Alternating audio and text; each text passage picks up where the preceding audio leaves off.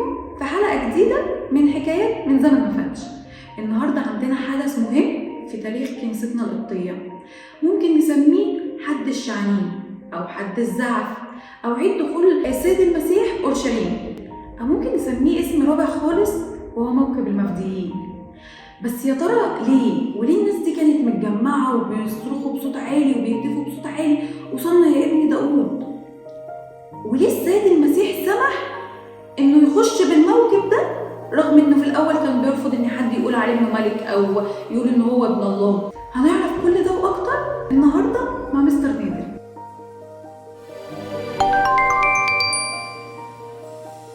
اهلا بحضرتكم، ومبسوط قوي ان انا موجود معاكم في البرنامج النهارده. عرفنا بقى مستر نادر ايه هو حد الشعانين، وليه السيد المسيح خلصنا او هيخلصهم بايه اصلا الناس كانوا بيصرخوا بيه؟ هو الحقيقه احنا في كنيستنا القبطيه الارثوذكسيه بديعه كنيستنا بصراحه، زي ما حضرتك قلتي كده، دي في الحد السابع من حد الصوم المقدس اللي احنا كلنا بنعيشه بقدسيه وروحانيه جميله قوي. فالكنيسه بتحط لنا عيد من اعياد كنيستنا القبطيه الجميله اللي هو احد الشعانين او احد الزعف او عيد دخول السيد المسيح اورشليم. بيبقى طقس جميل جدا جدا، بيبتدي من رفع بخور العشيه، وبنشوف دوره الصليب قد ايه جميله في كل الكنيسه، فرحانين وعمالين كل الشعب وكل الشمامسه والمرتلين بيقولوا لحن إفليجومينوس باللحن الشعانين الفرايحي اللي مرتين بس في السنة أو حدثين بس في السنة الكنيسة القبطية بتعملهم.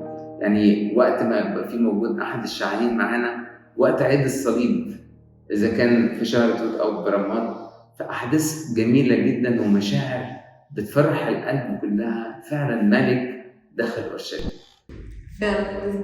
طب ليه الناس كانوا وقتها بيقولوا خلصنا يا ابن داود، أو يعني آدم هو اللي أخطأ فأنا ذنبي إيه؟ أو هيخلصني من إيه أنا؟ فعلا الناس هي كانت عمالة تصرخ بكل قوتها وبكل صوت. عاوز تقول إيه يا إنسان اللي أنت عملها؟ كان بيصرخ يقول هوشعنا، هوشعنا ده خلصنا. دي لغة عبرية، لغة أرامية، وجت من اللغة اليونانية وصلنا لكل البشائر الأربعة استخدموها في ده.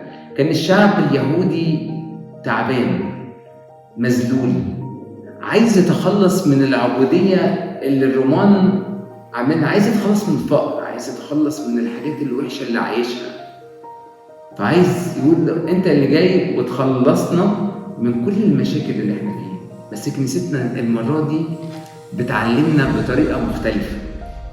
لا، تعالى خلصنا من الموت، تعالى خلصنا من الخطية اللي أبونا آدم وقع فيها. زي ما حضرتك قلت بالظبط كده، وانا ذنبي ايه كواحد آدم أخطأ؟ أنا مالي بالموضوع ده، هو يشيل خطيته زي ما أي واحد بيشيل خطيته.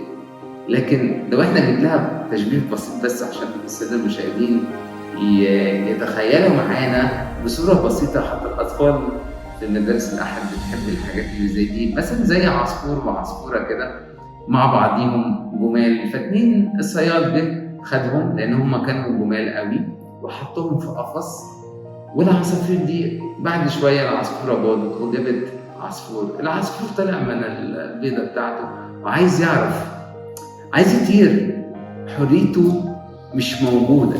ابتدى يبحث عن الحرية الجميلة اللي فعلا نفسه يطير زي باقي العصافير اللي موجودة. طب أنا ذنبي إيه؟ فكان لازم يجي حد يفتح باب القفص علشان خاطر يحرر العصفور الصغير ده ببابا ومامته. هو ده المسيح اللي جه عشان يخلصنا من العبودية ومن الذل اللي احنا كنا قاعدين فيه بسبب إبليس، اللي هو كان آثر كل الشعب الأبرار والأنبياء والرسل اللي كانوا قبل المسيح. فعلا لما جه السيد المسيح في العالم خلصنا من خطية آدم. طب يا ترى ايه الموكب ده؟ والسيد المسيح ليه دخل أورشليم في الوقت ده؟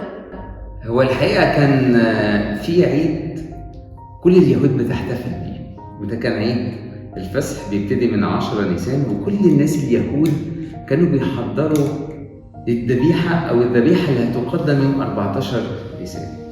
والحقيقة كان المرة دي موكب مختلف. السيد المسيح رضي إن هو يتعمل الموكب ده وهو داخل أورشليم. لو لاحظنا ان الحدث ده بيبقى يجي بعد اقامه العازر من القبر بعد 4 ايام، وكان الناس فرحانه جدا جدا، وهو بيعد ان هو يروح اورشليم عند قريه من القرى الصغيره عند بيت فاجي. وهو ماشي كده على اورشليم، لو احنا لاحظنا ان بيت فاجي الناحيه دي هيمشي فتره حوالي 6 كيلو عند اورشليم، وبعديها بيشوف الهيكل بالظبط. فعند مكان بالظبط في وادي قدرون ده طلب من التلميذين ان هم يروحوا يجيبوا جحش واتان. طبعا الاتان هي الام الكبيره، والجحش ابن اتان ده بيبقى صغير بيمشي معاه بيتعلم المشي ازاي. فكان الناس فرحانه باقامه العازر. انا لا اشك ان العازر كان معاه والتلاميذ كانوا معاه، وناس كتيره قوي فرحانين ان هو داخل اورشليم.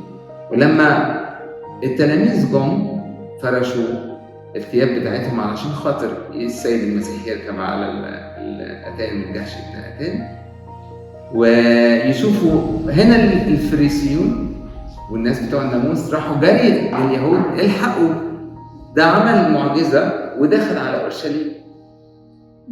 فمن هنا الناس كلها عارفه ازاي ده عمل معجزه وجاي، ده هيبقى فيه مشكله بالنسبه لنا احنا ككتبه وفريسيين في اليهود. علشان كده النبوات بتتحقق زي زكريا قال بالظبط كده، قال يا ابنة صهيون واهتفي يا ابنة اورشليم، الملك العادل المنتصر داخل اورشليم. طب يا ترى الشعب المصريين انتصار ايه اللي السيد المسيح هيعمله لهم؟ فعلا سؤال جميل قوي. هو انتصر عليه، هو ما دخلش معركه ولا اي حاجه اطلاقا في الوقت اللي زي ده. زي اي ملك بيرجع في هذا الزمن بمنتصر على اعدائه ومنتصر على الحاجات اللي هو بياخدها والذبائح اللي بيجيبها والاثر اللي بيجيبها. لا، سيد المسيح كان انتصاره مختلف. انتصر على الموت، انتصر على الموت اللي كان اي حد في الوقت ده يترعب منه، فدخل منتصرا على الموت. طب هستاذن حضرتك، يعني حته انه منتصر على الموت دي يمكن احنا عرفناها دلوقتي بعد ما السيد المسيح اتصلب وقام. ايه اللي دفع الناس في الوقت ده انهم يفرشوا لبسهم على الارض ويبقوا ماسكين الزعف النخيل في ايديهم وفرحانين وبيهتفوا بصوت عالي؟ ايه اللي دفعهم لكده؟ الحقيقه في التلمود اليهودي زمان كانوا بيقولوا على النبوات ويعدوا للموضوع ده من زمان جدا. لما يجي الملك المنتصر هنعمل ايه؟ هيستقبلوه ازاي؟ سيد المسيح لما دخل هذا الموقف كان موقف مختلف، الناس فرحانه بيه جدا جدا جدا جدا. كانوا بيشوفوا فعلا الملك لما يجي ينتصر زمان كان بيجي على حصان، بيجي بقوات، بيجي بمشاعر مختلفة وأسرى وحاجات زي كده. لكن سيد المسيح دخل على أتان وجحش ابن أتان في منتهى البساطة، منتهى التواضع. فكانوا دايما يقولوا أي ملك منتصر من أي حرب من ضمن الحروب لازم نجيب له زعف النخل وأغصان الزيتون. وبالمناسبة هم ماشيين في مكان الصحراء من عند وادي قدرون ده لغايه رايحين اورشليم كان في نخل كتير جدا جدا. وطبعا هنا النخل عالي والاخضر رمز الحياه والسمو في علو النخل، واغصان الزيتون زي ما شفنا بالظبط الحمامه اللي ابونا نوح وداها عشان خاطر تشوف الارض عملت ايه، رجعت له غصن الزيتون. هو رمز السلام، الانسان كله فرحان ومبسوط بالسلام اللي جاي له مقابل المسيح.